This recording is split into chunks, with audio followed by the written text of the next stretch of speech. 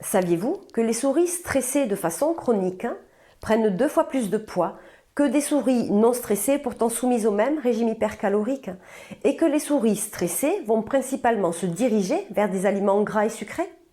Les études scientifiques le prouvent, le stress chronique est responsable de surpoids. Alors, à quoi sert le stress et comment agit-il? Il est à distinguer 2 types de stress qui ont des effets différents sur notre corps et sur notre cerveau. Le premier, c'est le stress dit aigu. Quand nous faisons face à un enjeu ponctuel, à un événement inattendu, imprévisible, voire à une menace, nous les êtres humains, nous allons réagir comme les animaux sauvages face à un prédateur. Pic de stress. Notre corps va se mettre en alerte. Nous allons sécréter des hormones, notamment l'hormone de l'adrénaline, notre rythme cardiaque va s'accélérer, notre pression artérielle va augmenter. Ces stress aigus, ponctuels et de courte durée ne sont pas problématiques en soi parce qu'ils nous permettent de réagir face à une situation et les symptômes disparaissent une fois que la situation se termine. Le stress aigu, ponctuel et de courte durée n'est pas problématique pour notre poids.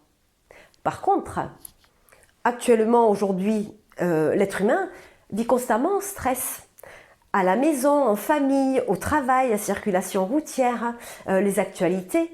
Ce stress chronique, et c'est celui dont je vais vous parler maintenant, nous fait vivre notre quotidien comme une succession de dangers. Notre cerveau a une perception d'un monde anxiogène où nous vivons la vie comme un combat permanent.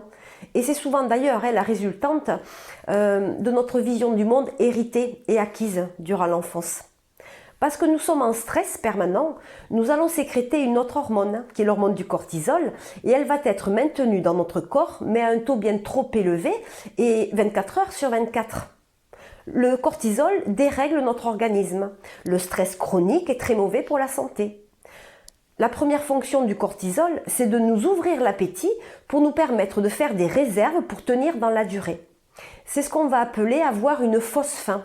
Je vais manger au-delà de mes besoins corporels, mais en fait, inconsciemment, c'est pour me sentir en sécurité, pour me réconforter ou anesthésier mes ressentis négatifs.